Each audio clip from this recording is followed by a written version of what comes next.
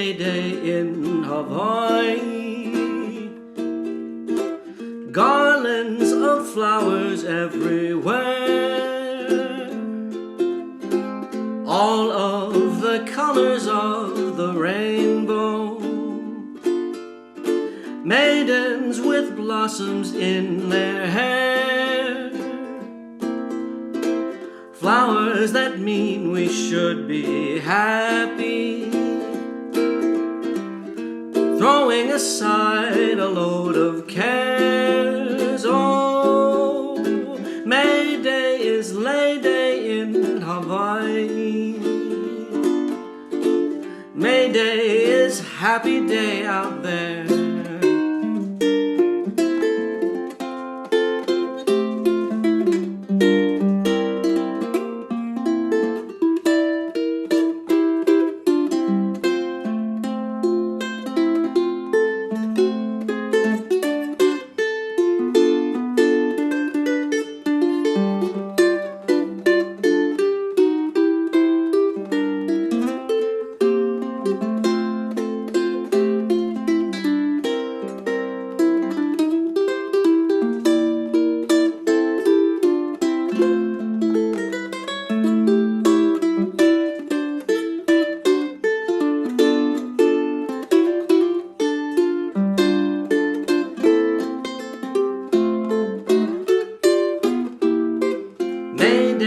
Lei Day in Hawaii.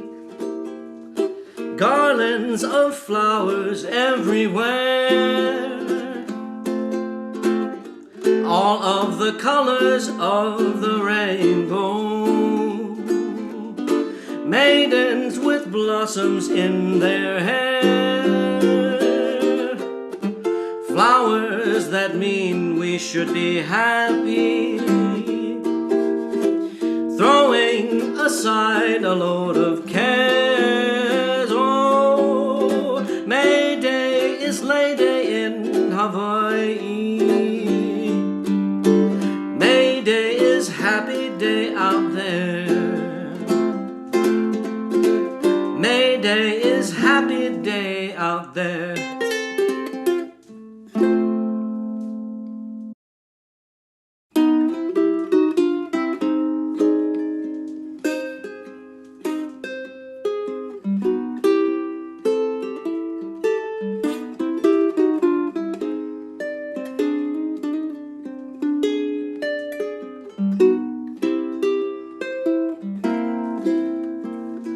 Sand touching the shores of a heart in love, you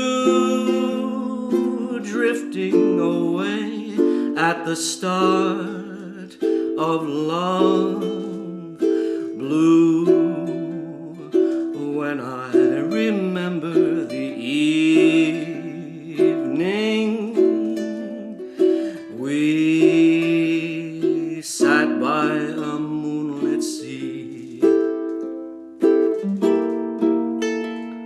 Sand, I run my hand through the sand and smile, and I'm in that same magic land a while.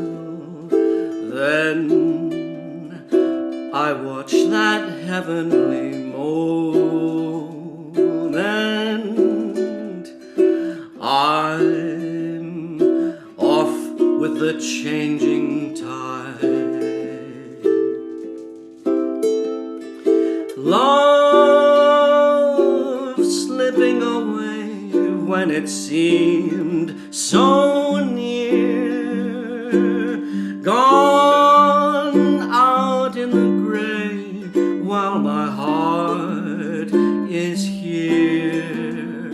Sand touching the shores of the dream we've known, and leaving me all by my own alone.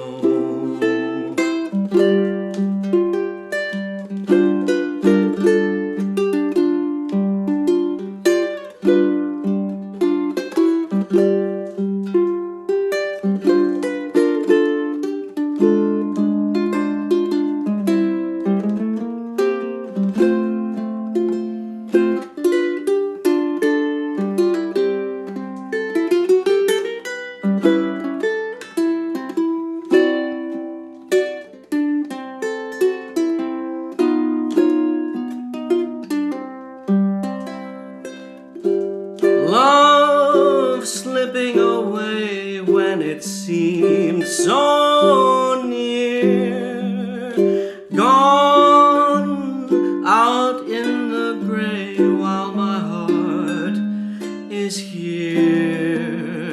Sand touching the shores of the dream we've known, then leaving me all by my own, alone.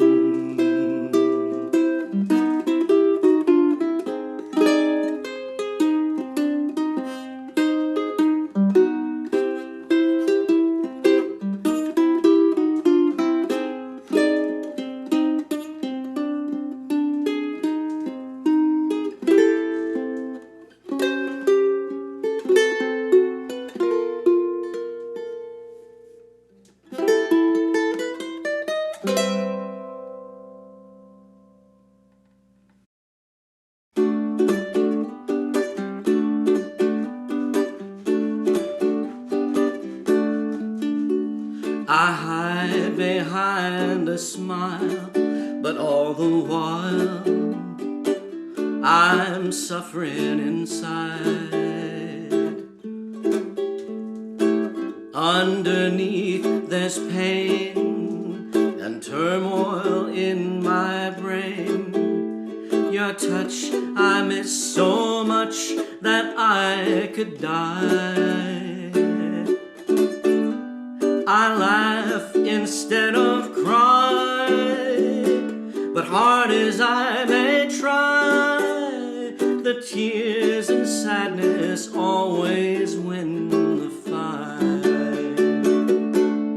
When I'm alone, your sweet voice still hounds me, and I'll let it softly wrap its warmth around me.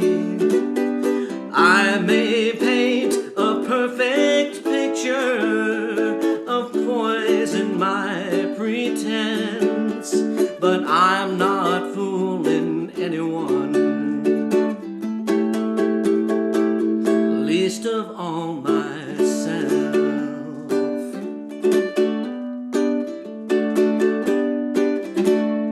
You can't tell that I can't quell the unyielding escalation of self-conversation brewing in my head.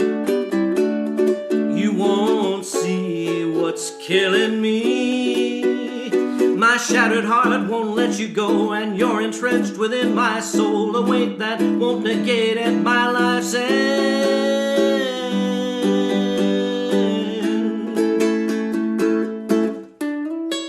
As happy as I seem, it's in my dreams that your memories reveal. I try with all my might, but I see every night your face forever etched upon my mind. I wield a cheerful shield to keep the hurt concealed, but misery wins the battle every time. When I'm alone, your sweet voice still hounds me, and I'll let it softly wrap its warmth around me. I may paint a perfect picture of poise in my pretense, but I'm not fooling anyone, least of all myself. When I'm alone, your sweet voice still hounds me, and I'll let it softly wrap its warmth around me. I may paint a perfect picture of poise in my pretense, but I'm not fooling anyone, of all myself.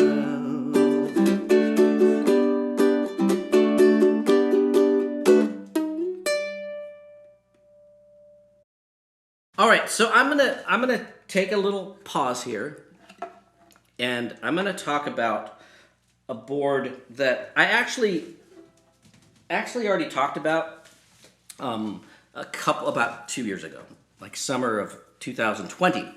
Remember 2020? No, I don't either. So I'm gonna talk about this board again because I got some things wrong. And I have a little more things to add to the discussion. So let's grab this thing over here.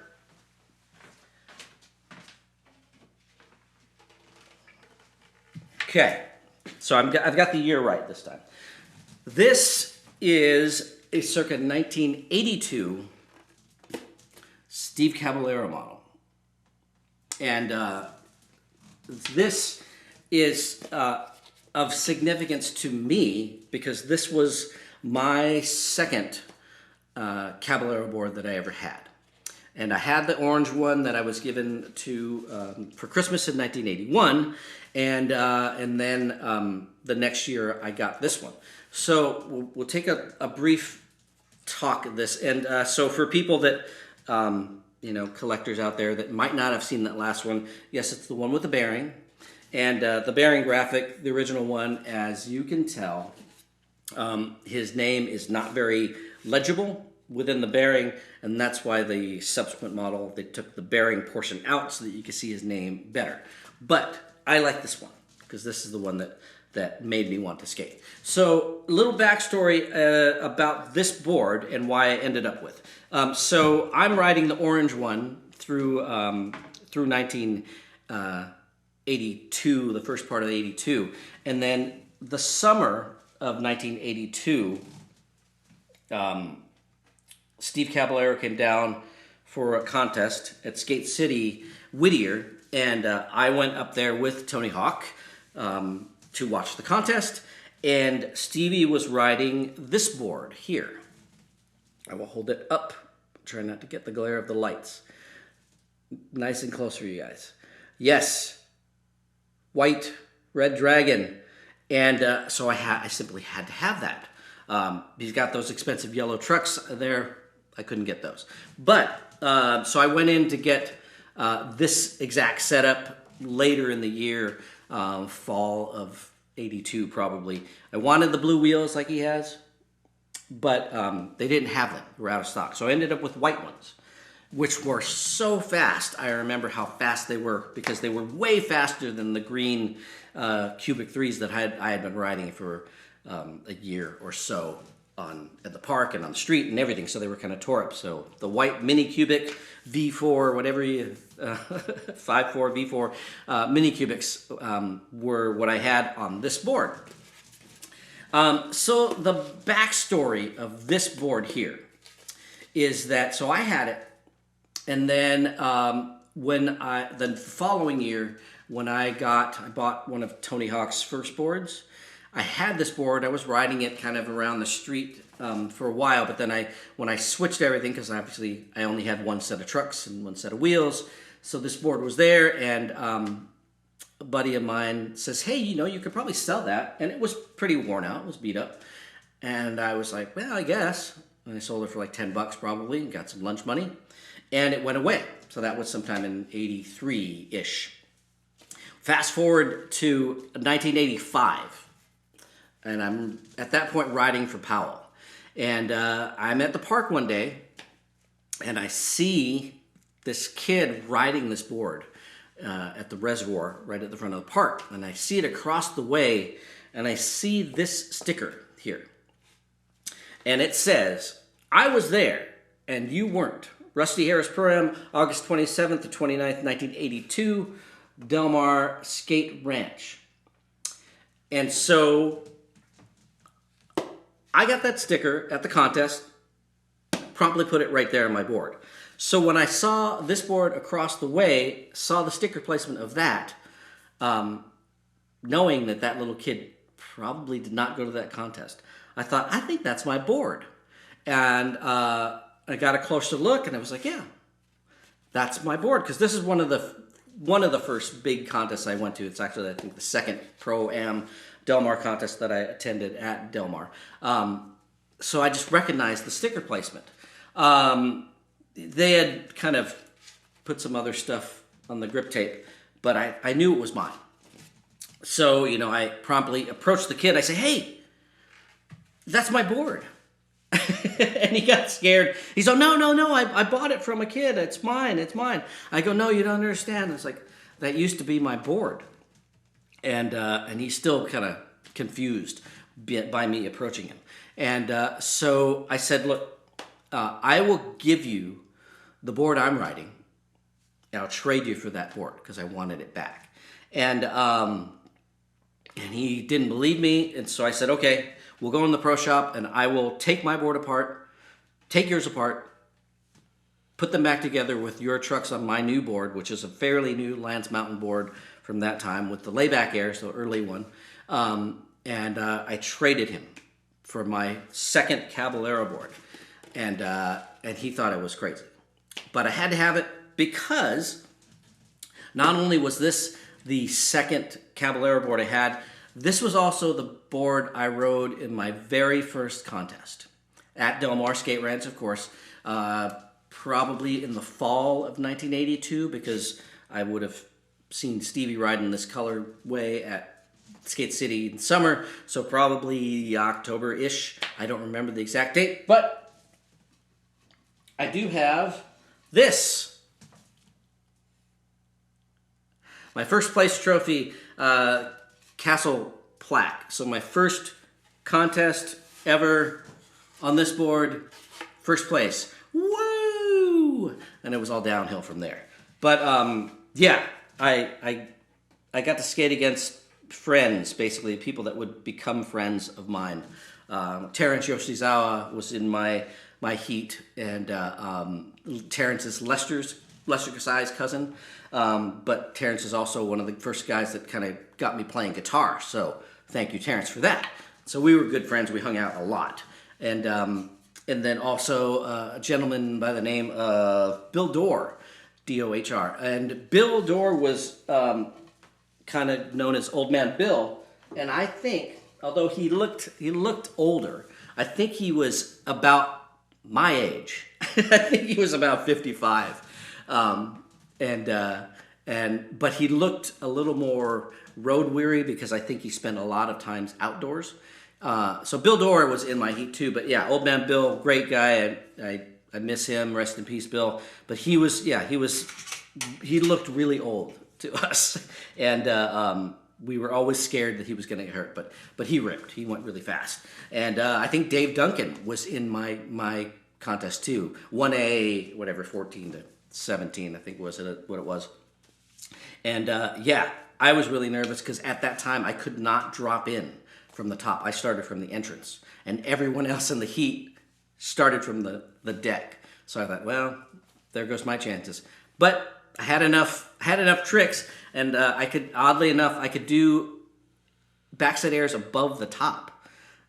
I know, couldn't drop in because it was a mental block thing, but I could do airs out. But you know, I kind of described my style of that time as the dojo of the deflating tire.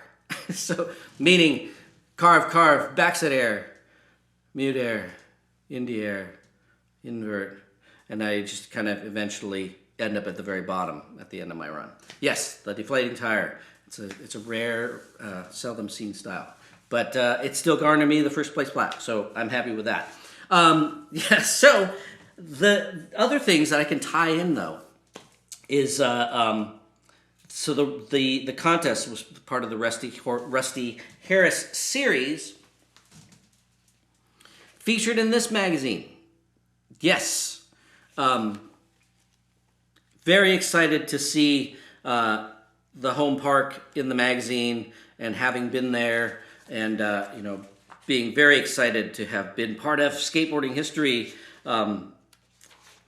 Let's find the beginning of the article. It's right here somewhere. Here it is. Woohoo!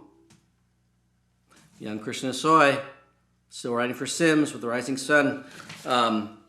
And yeah, so that's Tony, sequence of a Caballero, thank you 360 Ollie. This, I believe, I could be wrong, I think that this contest in 1982 was Tony Hawk's very first win, so his first place. I think, I'm pretty sure, I have a video or Super 8 film of this gentleman. This is Billy Beauregard, William Beauregard. Rode for Veriflex out of Florida. Amazing skateboarder. Really incredible skateboarder. But there is some Super 8 film if you go to my YouTube channel, which I think you could just find it under Adrian Demain, even though it's YouTube/Rudy Calistoga. Yeah, you'll have to go back and watch the Hawk versus Wolf thing about that. But there is some Super 8 film that could be from this contest, I think. It's either that or the year after. I don't know. Really nice big picture of Billy Ruff ruling at the time. Big Leonaire. Yes, Leon. L-I-E-N for Neil Blunder spelled backwards. But here it is. Young Anthony Frank Hawk. And the caption says, Chris Miller checks Tony Hawk's helmet for ego bumps moments after the announcement of Tony's win. So I think this is Tony's first pro contest win. So yeah, see, there's all kinds of really important things about that sticker for me.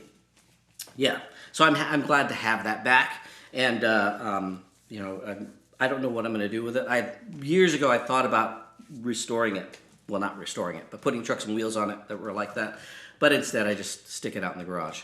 I'll put it up on the wall at some point. Side note, unrelated to all that, let's talk about this here. So this issue of Thrasher is from October 1982. Buck 25 gets to this one. Rodney Mullen on the cover, doing a flat ground ollie. That's right. Coming up on 40 years ago, flat ground ollie. So the flat ground ollie is just kind of nothing now. That's just everybody you learn to ollie and there you go. But an ollie this high on the flat ground was simply unheard of in 1982. So much so that when the issue came out, all the skaters at my high school, so me and Dwight, I can't say his name, Sanguine, Sawin, Dwight Sawin, who was my hero at the time because he could skate better than all of us, and Mike Gonzalez, all of us, that was our whole crew. Because Dennis Ferrando was too young. He was 4 years younger than us. But when this came out, me and Dwight and Mike were looking at this, and I said, that's an ollie. That's an ollie on the flat ground. And Dwight was like, I don't think so. That's really high. And he was certain that Rodney had ridden off this statue or something, was like coming down off the statue. And I was like, no. He's ollieing on the ground, 2.5 feet high into the air.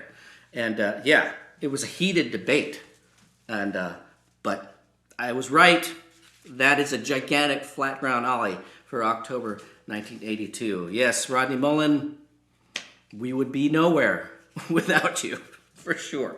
But anyway, that is the fun stuff for today. I know I kind of regurgitating a little bit, but also, if you won't go back a couple of years, you'll find that I was wrong about some of that stuff. But anyway, yeah, happy to have this board. Okay, I'll put this back.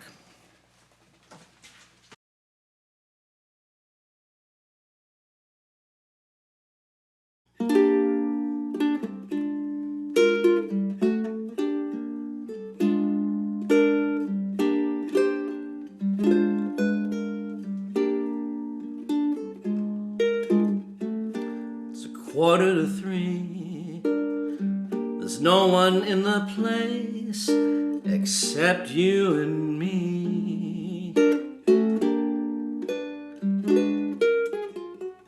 So set 'em up, Joe. Got a little story you ought to know. We're drinking, my friend, to the end of a brief episode.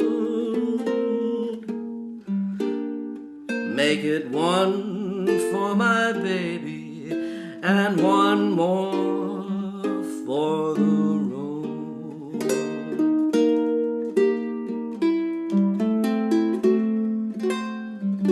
I got the routine, put another nickel in the machine.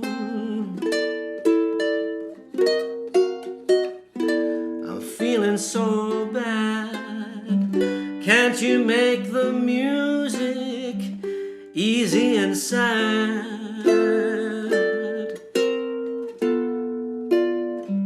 I could tell you a lot, but you gotta be true to your code. Make it one for my baby and one more for the road.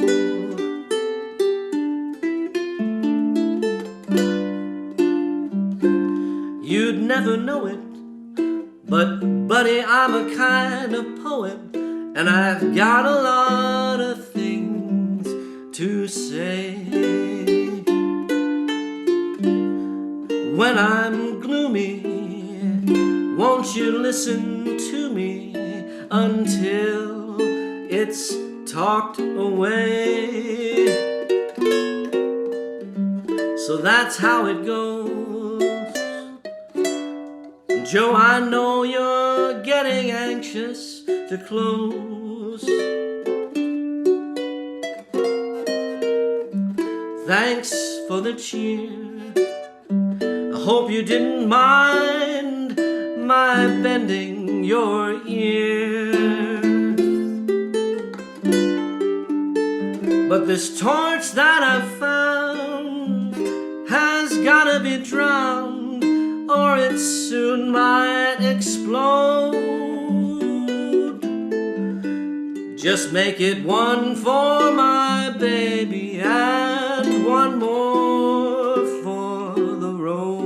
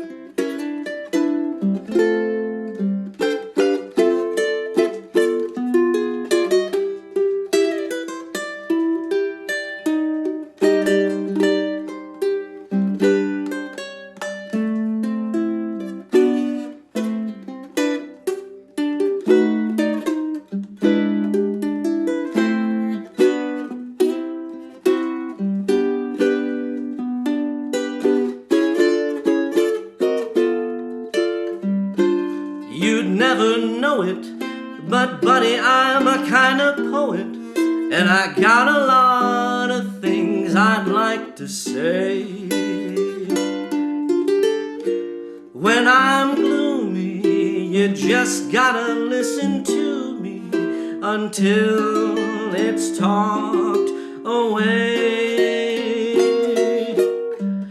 So that's how it goes. Joe, I know you're getting anxious to close. So thanks for the cheer. I hope you didn't mind my bending your ear. But this torch that I've found has gotta be drowned, or it soon might explode. Just make it one for my baby and one more for the road.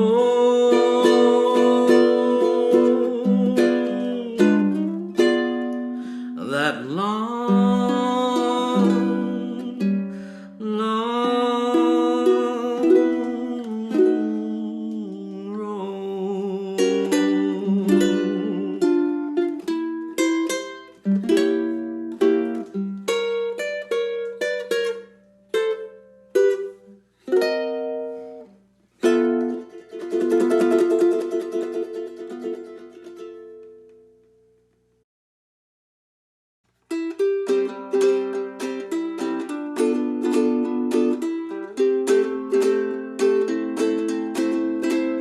Well, I got a friend who's a man. What man? The man who keeps her from the lonely. He gives me what I need. What you got? I need it all so badly. Oh, anything I want, he gives it to me. Anything I want, he gives it, but not for free. It's hateful, and it's paid for, and I'm so grateful to be nowhere. This year I've lost some friends. What friends? I ain't even noticed. See, I gotta go out again, my friend. I gotta meet that main man. Oh, anything I want, he gives it to me. Anything I want, he gives it, but not for free. It's hateful, and it's paid for, and I'm so grateful to be nowhere.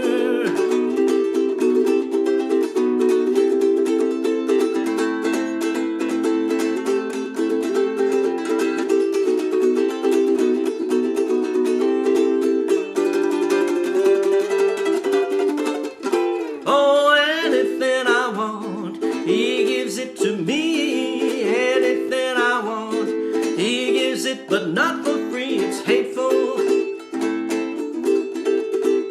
and it's paid for, and I'm so grateful to be nowhere. Oh, I killed all my nerves. What swerves, and I can't drive so steady. And already